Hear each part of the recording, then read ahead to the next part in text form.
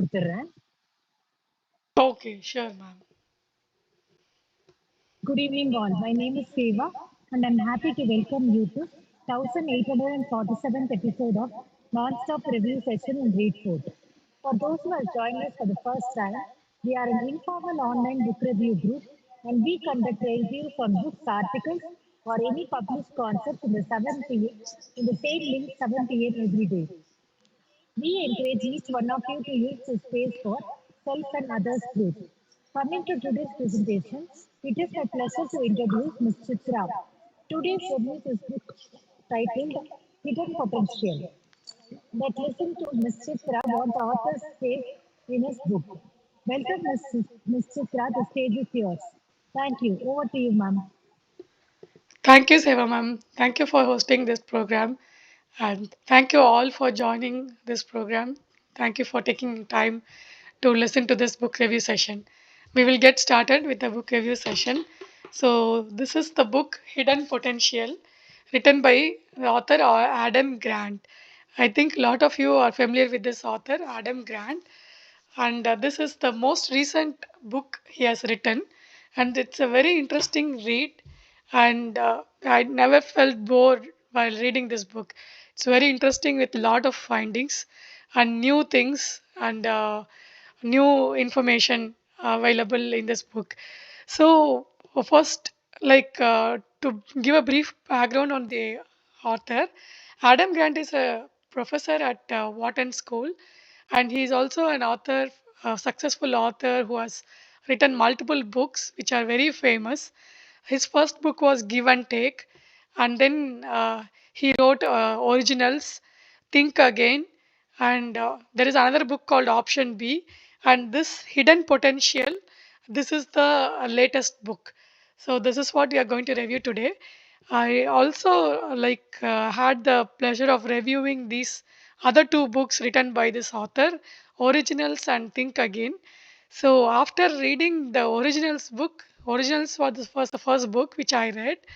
I was really inspired by his work, and it changed me a lot. The way I think and the way I work, I changed a lot after reading that book, and so it was very inspiring. And we also have reviewed that book, and maybe I'll share you the link of the past book review. And also, Think Again is another book which talks about how to unlearn and relearn and keep ourselves open and learn new things. It was also a wonderful book. It was an eye opener for me, and that's why I was waiting to read this latest book, Hidden Potential. So I got the chance to read it. So we'll go dive deep into what is there in this book, and maybe in future I'll try to read the Give and Take book as well. And we can discuss on that in the future sessions. So first, to start with introduction, what is the theme of this book? Is the theme of this book is to understand everyone has potential.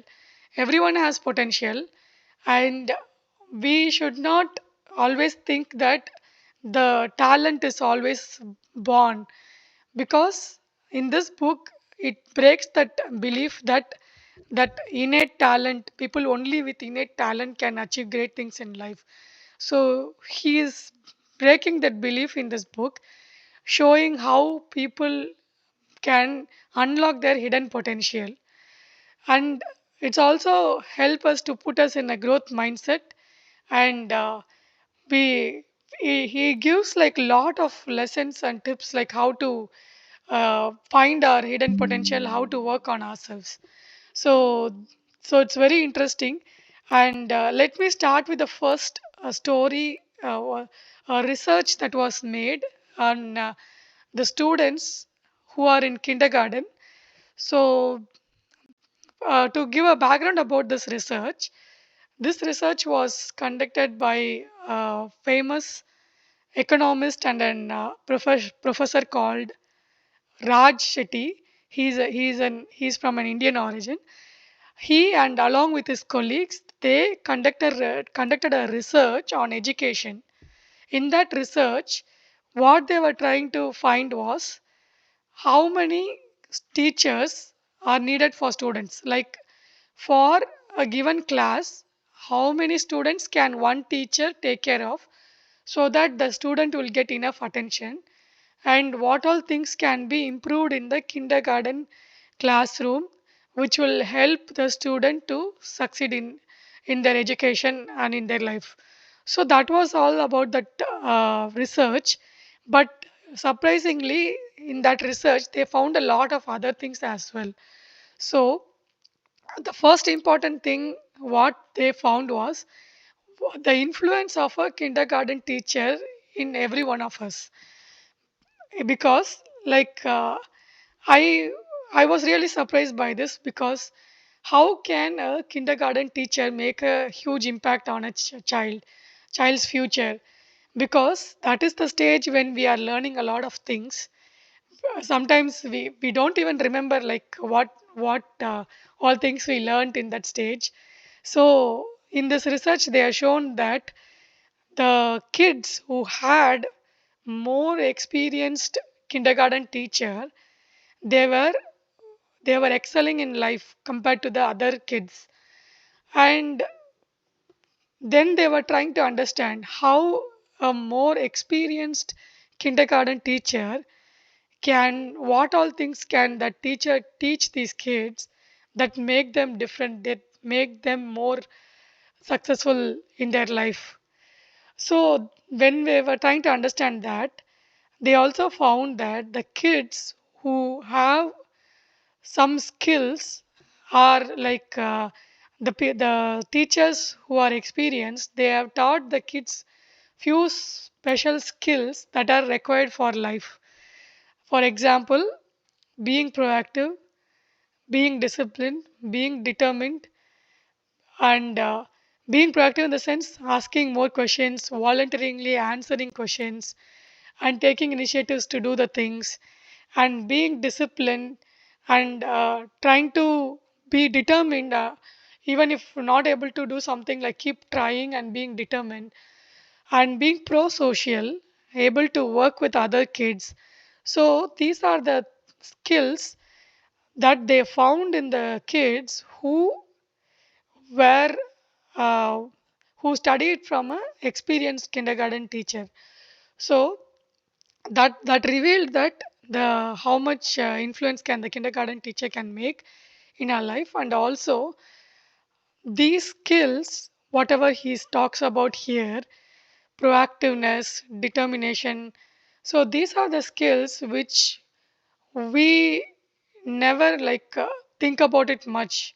Generally if you talk about skills, we always talk about mathematics, how good we are at math, how good we are at verbal skills and all that.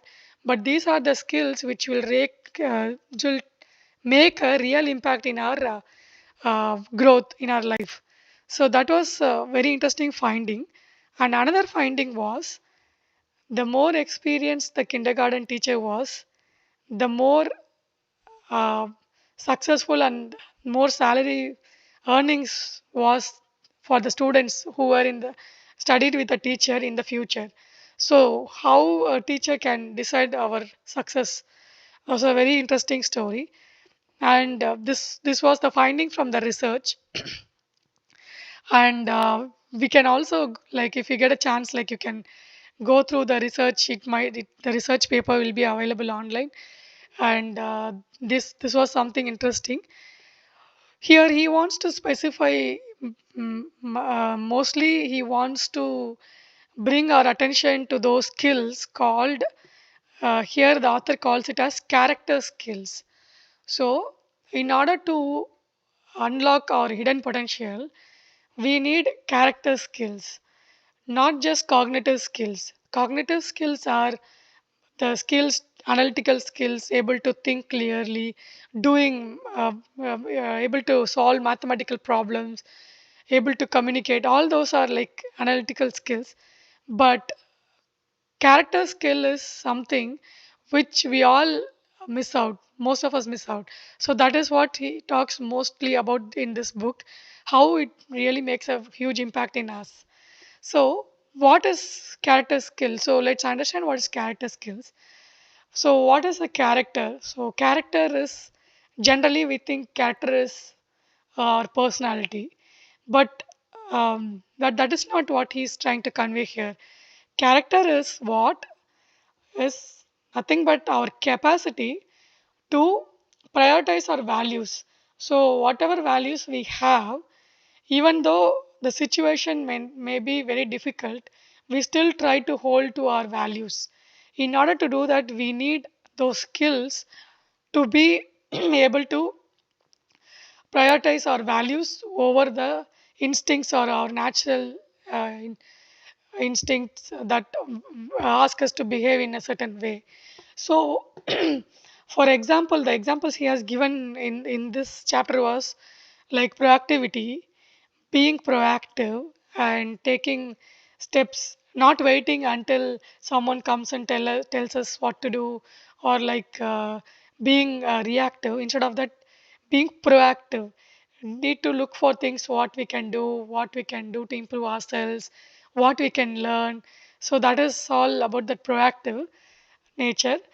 And next character is like initiative, taking initiatives, even it can be at work or like even in our personal lives, taking initiatives to try new things, to try new ideas, and um, trying to work out and see, experimenting and seeing those things. So that is also another important quality. Determination, being persistent, being determined to achieve it, even though there are a lot of struggles and obstacles in our journey, and being disciplined, being social, pro social in the sense able to work with the team, able to trust the people around us and work as a team. So these are character skills that are very important. Like there are so many character skills. I can give you a few more examples, like even managing our emotions is a character skill. In a certain situation, our emotional reaction will be in a certain way. We might be like emotionally overwhelmed, or we might be angry, or we might feel uh, overwhelmed or anxiety. All those emotions will be there. But if we have the skill to manage our emotion, that is a character skill. We can handle any kind of situation in our life. So, and another thing is also like a delayed gratification. Even delayed gratification is a character skill, which also comes from managing our emotions. Managing our emotions play a major role in delaying gratification, and also in handling procrastination. Interestingly, he talks about procrastination is something like it's a emotional problem. So, because when we want to do something, we feel uncomfortable. Our emotion stops us from doing it. We don't like it, or we don't feel, we feel very uncomfortable. We feel afraid, or we don't like to do it. So that feeling is what is causing that procrastination. So managing emotion will help us to delay gratification, also help us in procrastination. And another thing is like in 1960s, he talks about the term in the industry came, like the term soft skill and hard skill was introduced. In 1960s, like the people who are working with machines in manufacturing and in all the construction and all that, in uh, when they are working with machines, basically that skill is called as hard skill, because we are working with a machine and we need to know how to handle those machines and how to work with it. And then other skills like the human skills, like able to communicate with people and coordinating with people on the work, so those skills were categorized as soft skills, because it has nothing to do with the machines, but it has to do with people, how to like interact with people and how to get things done working with people. So those were categorized as soft skills. When they did that, the one unfortunate thing happened. That is nothing but soft skills are, leadership skills, how to like manage and how to interact with people. That's what they termed it as soft skills. But even the character skills got diminished by in the term of soft skills, by being persistent, by putting hard work, by trying things, showing up even in difficulty, taking initiatives. So these are the things called character skills, which were ignored as soft skills. So that's why he wants to bring give a new term for these skills as character skills, and look out and learn these character skills, and also identify these character skills in people, so that we can identify the potential in the people. So that is the importance of character skill, and he talks throughout the book about this character skills in each topic. So we will be hearing this term every now and then. So next step, how do we learn these character skills? So when we think about these character skills, so now let's see how we can learn these character skills and improve ourselves. So first thing, he starts with becoming a creature of discomfort. So what is he trying to say? What is like becoming a creature of discomfort? What is like seeking discomfort? It is nothing but putting ourselves in a very uncomfortable situation which will challenge us. Even though we have a choice of sticking to a comfortable place, when you are putting yourself in a discomfort and trying to do something, that is where like the learning happens. So the interesting thing here, he has put one small diagram kind of thing here, like things you are fully prepared to do, and then the growth. So whenever we want to do something challenging or something new, what we will usually think, okay, let me build my confidence, let me be ready for this, and then I'll go and try this thing. But what author is saying is it works the other way around. The learning itself will happen only when we put ourselves in that place where, even though we are not ready for that, we are putting us in that place, in that situation, and then with that process we are learning the thing that we want to do, and that is the way we will grow. So this is like a very nice small diagram, and for that we should step out of our comfort zone, sticking to our strengths, and then trying to also focus on our weakness. So, if we are good at something, if we keep sticking to what we are good at, then it will deprive us from the growth. We have to go and try out the things which are really hard for us. We are weak in that, so that's where like we will grow, and that's where, even though it gives a lot of discomfort, we will learn a lot of things. For that we need to be brave, and we have to embrace discomfort, and we have to keep trying things. So uh, I don't know if you will believe, but even doing this book review is something which I felt discomfort for me, because even though I like to read and present, whenever I read a book, it feels so difficult to understand, and I always have that self doubt, whether will I really be able to convey this core message, what the author is saying.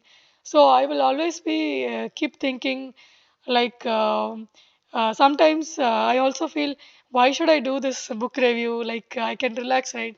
So it is a lot of discomfort, but when I read this I felt okay, I'm doing something like worthwhile. And also after doing the review and after presenting it also, I'm able to like comprehend and see like how people also learn, and it is useful for our audience, and that gives that real motivation to do the things. So so like putting ourselves in discomfort is good, and you can keep doing it so that you can grow a lot. And we also talked about that procrastination, like it's an emotional problem. So managing emotions will help us also to handle procrastination. Another very good example we can say for discomfort is learning a new language. If you look at learning a new language, it's very difficult to learn a new language because we don't get the chance to like practice much with people. So only when we practice it with people, when we talk to people, we'll be able to get that fluency in the language. So here he has given the example of Benny Lewis. So Benny Lewis is popularly known as the language hacker. He has written a book called How to Become Fluent in 3 months, like to learn a language and be fluent in a language within 3 months. So Benny, in his own experience, he has learned so many languages, and what are like he has put together all that knowledge how to learn a language in his book. So author is talking about this example here. In that, Benny says he goes to people and talks in that language, whatever he is learning, and he tries to make minimum 200 mistakes in a day. So, you know how uncomfortable it is to go and talk in the new language, especially like we might be blabbering something. We might look like we are blabbering something, and the people might think, what is he saying? Like, we might look like a stupid in front of people when we talk some words wrong, when we tell some wrong words. Even sometimes people might get offended by mistake if we say some wrong word and it has some other contextual meaning, right? People might get offended or something. So it's a very, very uncomfortable thing to do. So he says that is like what he does to learn a language. He goes to people, talks to them in that language, and he tries to make at least 200 mistakes per day. If he has done 200 mistakes per day, then he has learnt a lot. That's what is a measure, he says. So that's a very good example for the discomfort. And if we look at it, even if you look at learning a new skill also, like we need to go through a lot of discomfort. So the chapter name itself is this: embracing the unbearable awkwardness of learning. When we are learning something new, it is it is very difficult. We don't understand. We are confused. So those all feelings, whatever we get, the awkward feeling that we are getting, right? He's saying that it is okay. It is good. It is the that is the process of learning. And also, like this is a very nice way to put it. In theory, like when we are making more mistakes, like in theory, we think what we think is we are looking stupid in front of people, we are feeling very shameful, we think like people are laughing at us for our mistakes, and we are experiencing like unbearable amount of discomfort. But in reality, what is happening is we are slowly getting smarter. We are gaining that courage to go and put ourselves out. And we also are like laughing at ourselves, like laughing at our mistakes. And we are also expanding our comfort zone. So instead of sticking to a comfort zone, we are trying to go out and try the things. So this is the reality and the theory.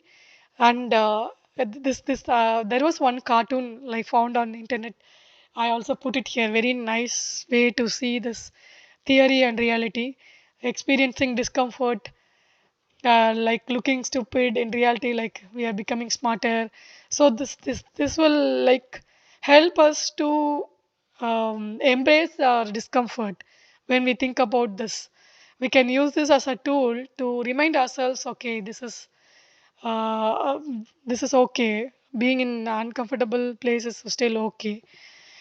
And other thing is also we think the learning is like a straight line. Okay, we get a knowledge, then we become a master, and like it's like a straight line. But it is never like that. So this is also another good image to see. Look at knowledge, then practice. First, we gain the knowledge, then we put it in practice. When we are putting it in practice, we feel the discomfort. then again we do more practice. Then like when we are putting it in practice also, we might miss something, again we go back and gain the knowledge, then again we put it in practice, then we'll make progress, and then finally maybe at one state we might go to a comfortable state for a given skill, once we have mastered the skill. So that's how it's never like a straight line. So it's always like a loop, no, learning the things, practicing it, and then facing the discomfort, and then again going and learning again, and practicing it. So it happens in a in this way with lot of loops in that. So next important thing about building the character skill is being a sponge. Being a sponge is like being a person who goes and tries, not only like learns what comes, like learns the things for the role that he's playing, but also trying to go and find out what all things he can learn proactively, what all things he can learn and develop and become a better person. So being proactive and seeking out to learn a lot of things and listening to people and gathering a lot of knowledge from people, this is all like you can, this sponge is like a mental model we can remember. To be like a sponge is like trying to like get the right, more and more of right knowledge and information, and absorbing more and more knowledge. This applies it in everywhere, even in our personal life, also at work, trying to learn more things, taking initiative and explore what all we can learn, not just sticking to our regular role, or even trying to going and exploring to build the additional skills that that can help us. So that is another thing for building the character skill. And the third important topic, it talks about the problem of perfectionism. So a lot of us, like we have the problem of being a perfectionist. We can all relate to this because whenever we are doing something, we always get anxious whether we are doing it good enough, or whether like we are good enough to do this, will we be able to do it well. That all comes from that perfectionist who's within us. So that perfectionist might put a lot of mental block in us. It will restrict us from growing. That's why he's saying the importance of becoming an imperfectionist. Here he talks about moving away from perfection to moving towards excellence. And he also talks about the difference between the excellence and perfection. The perfectionism is like trying to be perfect to like get validation from the outside world, like the standard set by someone, other people. That is where the perfectionism comes. But excellence is something where we set a standard for ourselves and we try to achieve that standard. So that is trying to living up to the standard that we set for ourselves. So that is the difference between perfectionism and excellence. And we need to be focused on our intrinsic goal so that we can achieve excellence instead of being trying to be perfect. So let me show this very nice cartoon here. Like how a perfectionist mind works. When something goes well, we will just we will say, okay, that was good. I did well. That's all our mind. That's all we have in our mind. But when we do a small mistake, what will happen is like so many things will go in our mind. Oh God, why did I do this? It was so awkward. I did it so bad. I'm very bad at this. Oh, this is going to ruin me. All these thoughts will come when we make a small mistake. So that's how a mind of a perfectionist will work. We will not give enough attention to what we have done well, but our mind will give so much importance and focus on the mistakes that we have done. So to move away from that, we can use this model of wabi sabi. The author has talked about this philosophy of wabi sabi. I think a lot of you would have heard about this. Wabi sabi is nothing but it's a Buddhist philosophy where whenever a vessel is broken by mistake, when we drop a vessel and it gets broken, they will not throw away that vessel. What they will do is they will put a nice gold, like a nice gold, um, like what do you call, to stick it together. They'll put like a paste or a gum, and they will put it like this. Look at this image where you can see all that broken thing. They put it with a golden paste and mend it again together, and they use that vessel again. So this is like a philosophy to remind ourselves every day that we need to embrace the imperfection, and we need to accept like flaws are inevitable. uh, Sir, you want to say something, Milton sir?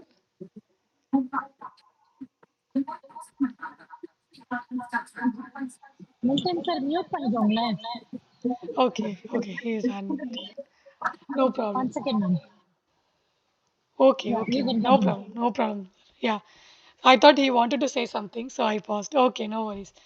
So yeah, so wabi sabi is a model we can use to remind ourselves that we need to accept the flaws.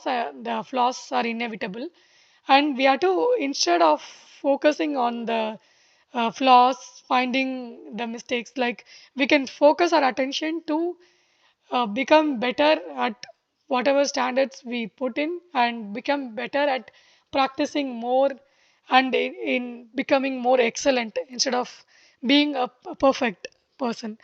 So wabi sabi is also a philosophy, and which can also be used as a character skill. So if we can learn the skill, then we will not get restricted by our perfectionist mind. We can overcome our perfectionism by striving for excellence. And then moving on to the next topic of structure for motivation. Like in order to be in the path of growth, we need to be able to be motivated and stay on the path of growth, learning a lot of new things. So in that first topic, he talks about is scaffolding. Scaffolding is a term. If you can look at this cartoon image, like this is a building. When we are constructing a building, we need to give a temporary support for that building until the concrete sets permanently. So that is what is scaffolding. This scaffolding can be used as a mental model for uh, the situation where we get into like a lot of obstacles, and when we get stuck, and when you're facing a lot of obstacle, we need to go and reach out for support.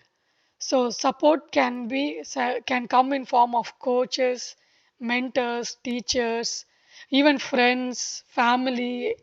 So whenever we are stuck with something, or when you are in an obstacle, we need support. We need to go and seek out for that support, so that we will be able to like temporarily get their support to overcome that barrier, and handle that um, obstacle, and overcome that. So scaffolding is like a temporary support. So like it's not going to be there all the time, but during the time where we need that support, we need to reach out to the people and get that support. So getting support from right people, the right time, is very important. So let me also tell you about the interesting uh, research about the Tetris game. He is trying to connect this Tetris game with scaffolding. I think we all might be familiar with this game. We would have played this game, Tetris game, where like the blocks will come. We need to rotate it and try to put it in the right place fit it in the right place, and then that when that entire line is formed, it will disappear. So I think we all would have played this game. What he's saying is there is one research on this game where they found that playing this game has some influence in our brain, where it tries to like change the neural patterns of our visual memory. For example, for example, it might be little different from this topic, but this is what the research is about. In that research, what they found, when people watch something very disturbing or like a scary movie or a horror movie or a very disturbing scene in a movie which sometimes keep bothering us for multiple days, even after watching that, that scene will come to our mind and it will keep bothering us. But interestingly, when when a person has seen something like that, and after that if they play this Tetris game, that mental images, whatever they saw which was bothering them, that memory will start reducing. That bad memory of that bad scene or whatever we have seen in the movie which was disturbing, that will reduce, it seems. That is because the research finding was this: playing this game will go and interrupt with a visual memory, and it makes us forget some visual things that we have seen. So that is something interesting he had shared. And why is talking about this Tetris example is he's also trying to connect the Tetris game with scaffolding, where he's trying to say that when we are playing this game, we want to fit it into the place, in the right place, right? So sometimes we may not be able to see how that shape looks like when we rotate it. So when we go and reach out for support, other people can see if we rotate this shape, it will look like a T. If we rotate this shape, it will look like a L. Like that, other people can see that. So that is how you can connect these two to remember when whatever things you are stuck with, other people might see the possibility and be able to help you. So that's why it's always important to go and seek out for the right support. Take the support during the time when you're stuck, when you're in the obstacle. And like we can take this as a reminder, and we can remember about all our mentors and coaches who have really helped us to overcome our obstacles. um, so I Madam, can. just Yes, what is sir. the name of this game, madam? What is the name? uh, the name is Tetris, sir. Tetris. Will you please spell it? Okay. Tetris. T E T T R E I. T R I S. Yeah, Tetris. Tetris. Okay, okay, Correct, correct. okay. So we Thank can you. play in the mobile or like, yeah. Okay, okay. Thank you. Thank you, sir. Thank you. Thank you. Okay. So for scaffolding, like I can give you a lot of examples from my own personal life. Like I will first example I can give is about my father. When in the initial phase of my career, I was facing a lot of challenges. My lead was not believing in me. Like even though I worked hard, like I faced a lot of challenge, that being criticized at work. So during that phase, I was totally stuck. I was like, oh, I was in an obstacle. I don't know what to do. That time, my father was my coach. He helped me. He acted as a scaffolding for me, and he taught me one important character skill. When I read this, I'm able to recognize what all I have learned. He taught me one character skill, that is like being positive and taking criticism in a constructive way. So I was not at all like that. I was like getting offended. I was like frustrated. I'm doing this so much of hard work. Why people like he's treating me like this? So I was in that kind of mindset. But my father taught me this, that whenever like somebody is like giving a critical feedback or something, always we need to take it in a constructive way, and not only that, we need to go and work and improve and take it in a positive way and work on those things. So he was my coach. He used to tell me, teach me like how to do things. Like he used to do this, communicate, and then keep doing more. Like if somebody is saying I'm not doing enough, do more. Try to learn from that feedback and improve upon. So that is really, I consider it as a character skill. When I read this book, I was able to relate to that example, and that has really made a huge impact in my career. Another example I will say, my trainer, couple of years back, I was like overweight. I was like having a lot of issues. Like I was not able to manage my emotions. I was getting overwhelmed.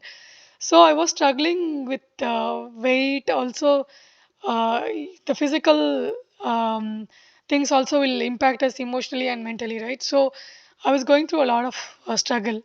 That time I seeked out for support, and then I went and seeked out for a trainer, and my fitness trainer, uh, her name is Anisha. So she is a wonderful trainer. She helped me to overcome all my challenges, and she also helped me to overcome my limiting beliefs, that what I can do, how fit I can become.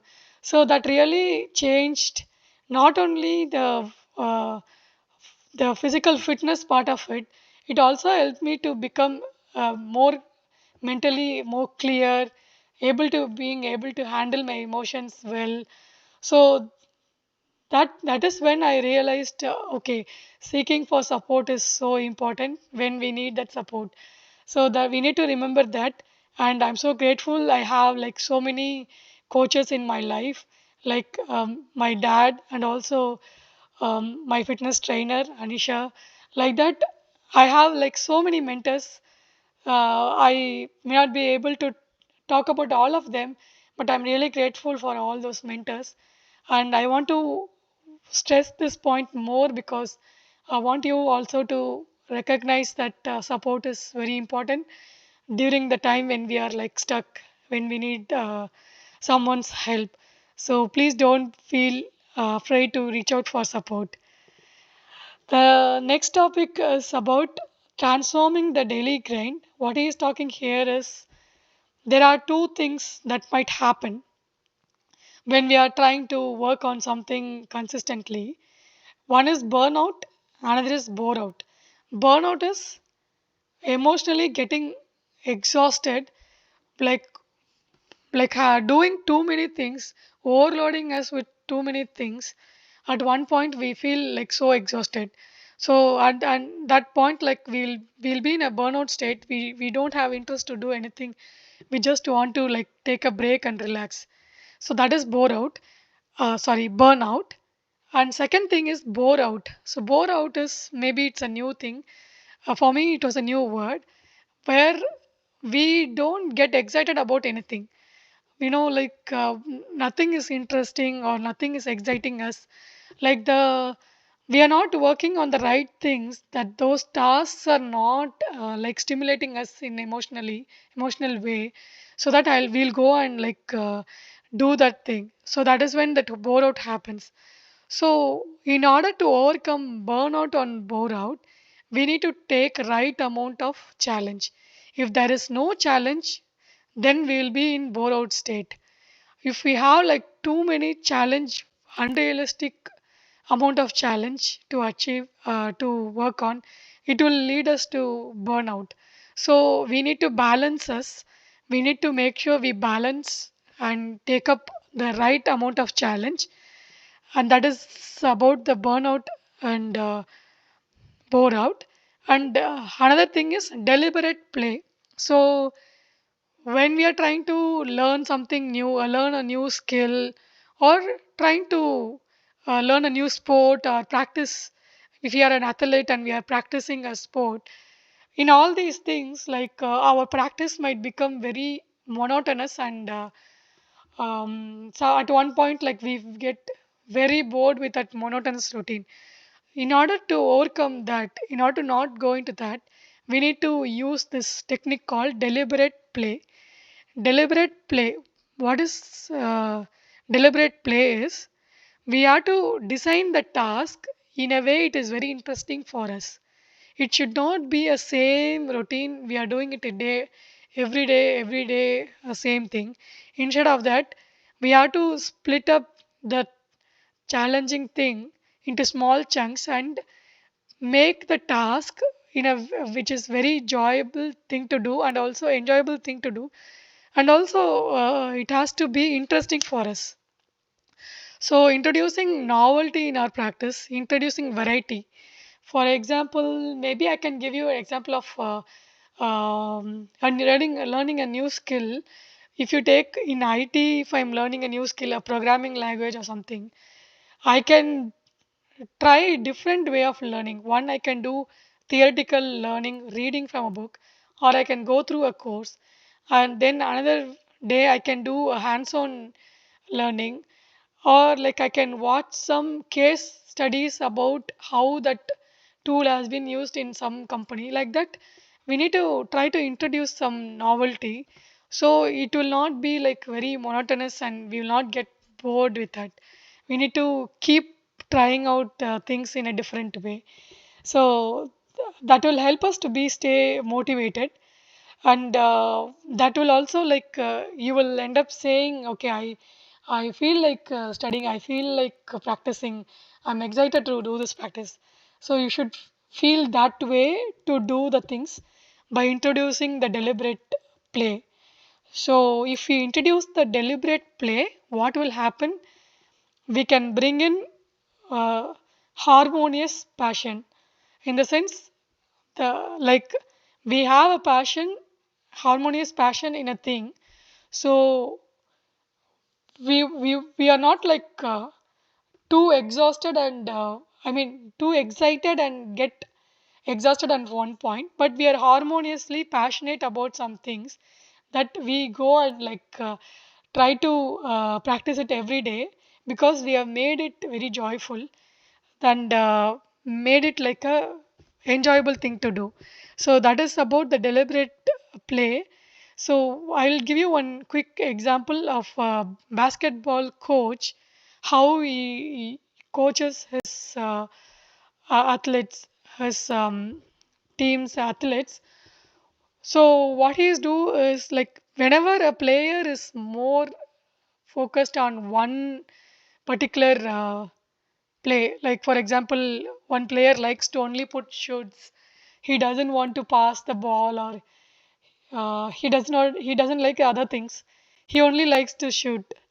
For example, like if we all have to connect easily, I can say cricket. Like whenever we want to, whenever we are playing cricket, we all want to bat, right?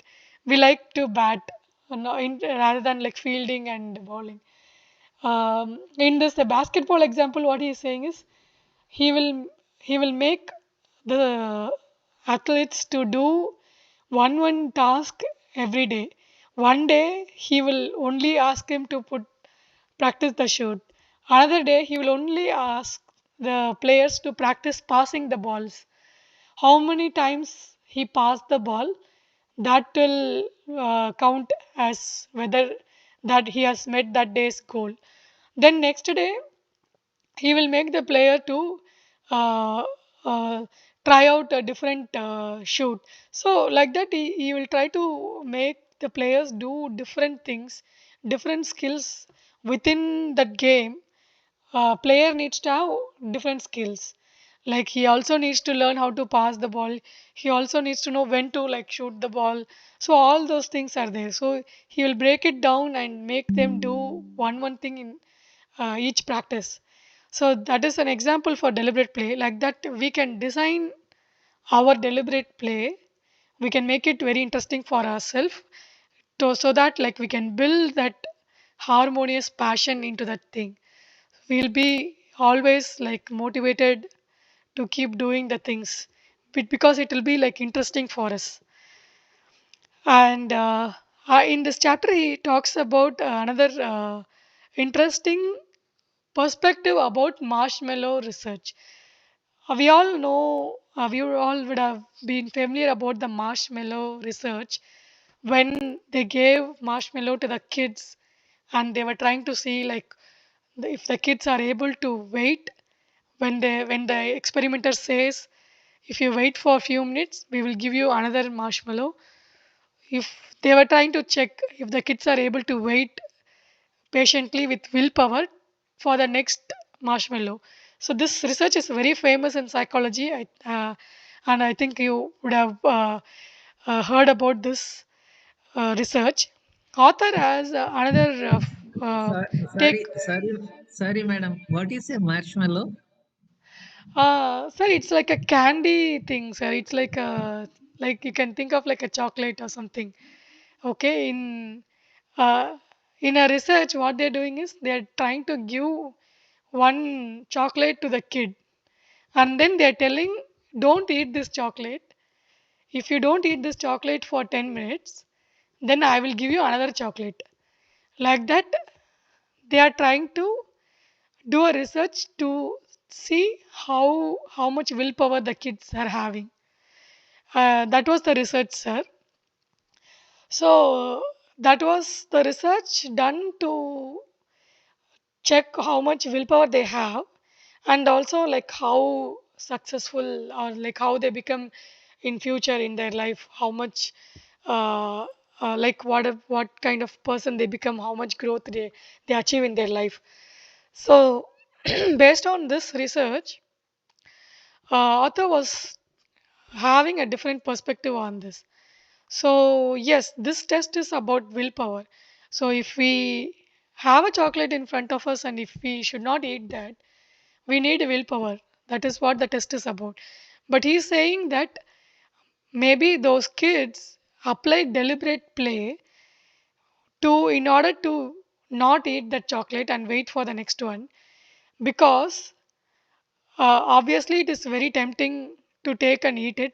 But if he was looking at the research video, and what he saw was like kids whoever did not take and eat the chocolate, who had that willpower, they were just trying to avoid the temptation. They were just closing their eyes, they were looking somewhere else, or they were just playing with that chocolate instead of eating. So they were putting this concept of deliberate play in order to divert their mind to do the things uh, other than eating it. They're trying to divert themselves with a deliberate act of deliberate play to like have that willpower, avoid eating it. So that's a different take on this research. It was interesting to see a different perspective from the author. And he also talks about similar to this research. Recently also they did another research on giving a marshmallow to the kids and to find how the kids react. They found that the kids who have a good social support at their home, and who grew up in a very good social environment, they were trusting that okay, this experimenter will give another chocolate if I wait. Like that, uh, the trust that the kids have also made makes that impact. That is a interesting finding which in the recent research. So that's like a importance of the social support. If the kid has a good social support, they will trust the people around them. So that was another takeaway. And last point, I know it's a lengthy session, but I'll wind up with the last point. This last topic, there are so many other things, but I'll just end my session with this last one. Uncut gems is like this example of how you take the example of recruiting people for a job, or like trying to filter out the candidates, I mean the people who want to enroll in the university. So if you take those examples, when we are looking for a person to fill a role, mostly how the system works, how the interview process works is, we want to look at their past achievements, and then we come to a conclusion, okay, they have achieved these things, so they will also achieve these things in future. So that's how the system works. But author also gives another way to look at this. To find, we need to develop the skill of finding that hidden potential in the people, because a person might be a work in progress. They have a very good potential. You may not, it will not be obvious, and sometimes you may not know they have the real potential. So we might end up like losing those good people when we are trying to recruit them for a role. So in order to identify the right people and bring the potential in people, we need to develop the skill of identifying that hidden potential in people. So for that, he gives some tips in the process of interview, like also like what kind of things you need to look for when you are interviewing. Mostly, like I said, we look for their past accomplishment, right? Along with that, we also need to look at whatever they have achieved and the degree of difficulty of those things that they have achieved, and how much difficulty they have faced till day to come to this place. We need to able to find that, because that is a greater measure to know how much things they have overcome, how many challenges they have faced in their past, and then they have come to this place. That is a signal of hidden potential, because they have developed a lot of character skill through that. We might, which we may not be very obvious in an interview when we ask questions like technical questions and all the job related questions. So that's another thing. Quantify the unquantifiable. That means we need to find the things that they have done in their past experience, which is quantifiable, which may not be obvious, the challenges they have taken, the things they have done. Even for example, the background, the economical background, how much, with how much difficulty they have come from a very background, very poor background. They have worked so much hard and come to that place. So those are the things that we can say like adversity score. We can think about this as an adversity score. um, so this was even try, like even in the system of US SAT score, they were trying to implement the adversity score, which will add a point to the score to the students, telling like how much difficulty they have faced. Also, will add a little bit of score to them. So that is adversity score. So these are the things we need to keep in mind when we are trying to recruit people for a new role. And he gives one personal example also to understand this. He, when the author was trying to apply for universities, he got selected into Harvard University. He was not like very confident that he will get into Harvard University at all. But like yeah, eventually he got into the Harvard University, and he got into that college. But when he was trying to find what was the factor that made that the people to select him, or like the person who was involved in the process, who have selected him, he understood that they look for some skill of people who can have the skill of teaching themselves. Because the author was in high school, he used to do like magic, it seems. So he used to do small magic tricks. And when the person, he was asking about how he learned those tricks, he was saying he saw the tricks in television somewhere, and he tried to come up with his own version of the magic tricks. So in order to do that, learning that magic trick did not play a role, but what played an important role is that he learned how to teach himself. So that is the skill which made a impact.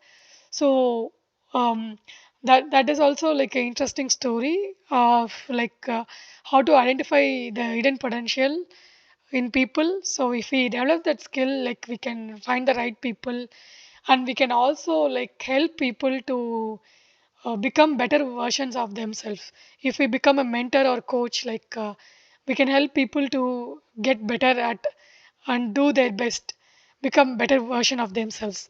So that is the last topic which he talks about in the book. Finally, like to summarize everything that we learned. So here, in order to unleash our potential, we need to build character skills.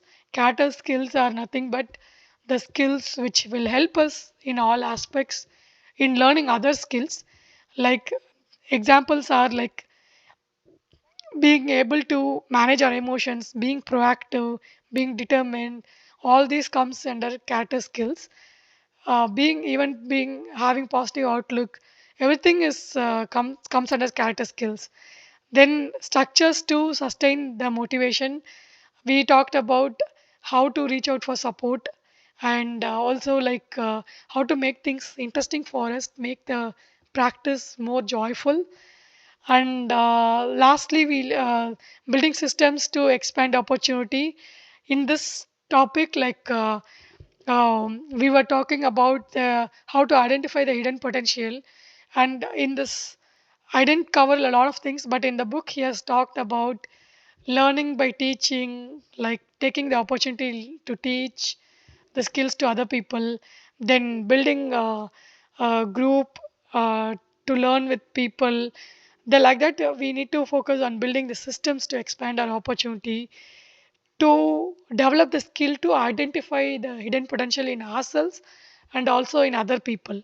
So this was the summary, and thank you so much for listening. I know this is a very lengthy session. Thank you so much for listening and your interest. I'll wind up my session here and open up this forum for discussion. Thank you. Over to you, Seva ma'am. Thank you. Thank you, Chitra ma'am. It was an excellent session. Thanks a lot, ma'am. எல்லாம் கொஞ்சம் clap பண்ணுங்க, please. Thank you, ma'am. Thank you so much. Thank Thank you, you, ma'am. It sir. was very interesting, ma'am. You have gone through many things and it was very interesting. Thanks a lot, ma'am. Thank you, ma'am. Thank you so For much. feedback, கொஞ்சம் hand raise பண்ணுங்க. Annamalai sir நீங்க பேசலாம்.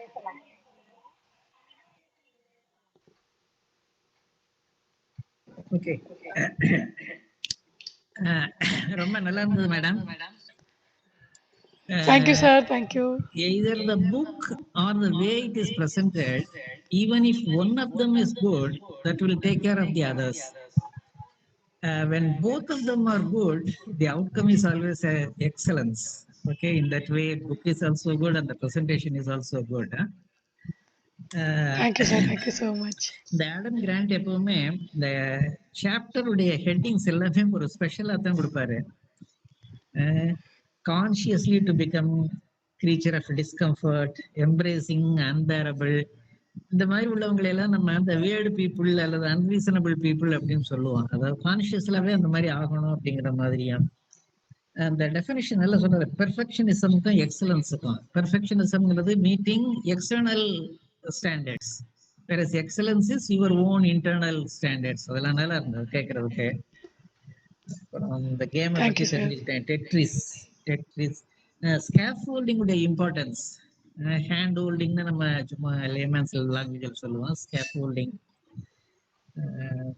Burn out and bore out, அது ரெண்டுக்கும் difference. அதுவும் ரொம்ப நல்லா சொல்லியிருந்தாரு.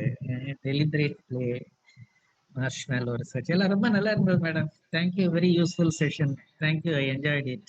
Thank you very much. Thank you, sir. Thank you for being very curious and asking a lot of questions. Thank you, sir. Thank you sir. வேற யாராவது ஃபீட்பேக் கொடுக்குறீங்களா? வேற யாராவது பேசுறீங்களா? Yes, sir madam. சொல்லுங்க. Madam, சொல்லுங்க. can I talk? Yeah, yeah, Well, please, sir. so nice to be in this session. Always, I'm looking forward to Citra's session. Somehow, some new point will be coming, some new ideas will be coming.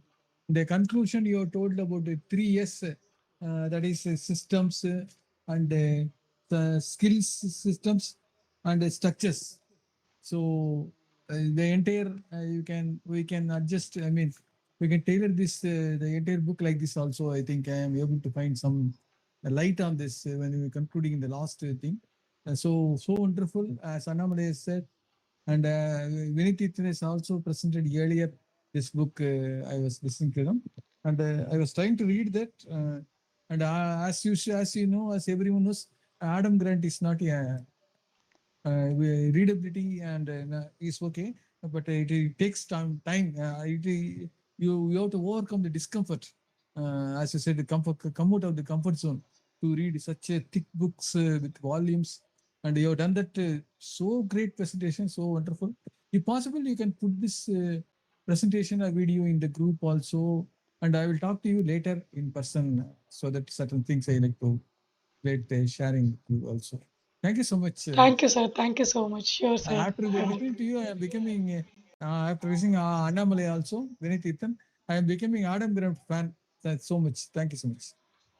Yes, sir. Thank you, sir. Thank you so much. After reading Thank his you, book, sir. we have become his fan also, sir. Yeah. Yes, sir. Thank you, sir.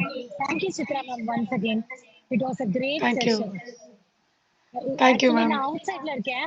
ஆனா நான் ஹெட்செட்டை வந்து full volume வச்சு கேட்டுட்டு இருந்தேன். ஒரு இடத்துல உட்காந்துட்டேன், நான் எங்கேயுமே போல. உங்க செஷன் Oh, அவ்வளோ நல்லா இருந்துச்சு. thank you, ma'am. Thank you so thanks much. Thanks thanks a lot ma'am. So Thank நாளைக்கு you. வந்து நாராயணன் சார் பேசுறாங்க. எல்லாரும் இதே லிங்க்ல ஜாயின் பண்ணுங்க. நம்ம செஷன் முடிச்சுக்கலாம். Thank you Chitra ma'am once again. Thank thank you you, all. ma'am. Thank you very much. Thank you. Thank you Thanks, session end all. both. பண்ணிக்கிறேன். Thank you. Thanks, both madams. Thank you. See, thank you We'll ma'am. meet Chitra, in thank you another ma'am. thanks. interesting book. Thank Thank you. you. Thank you. Thank you. Thank you ma'am.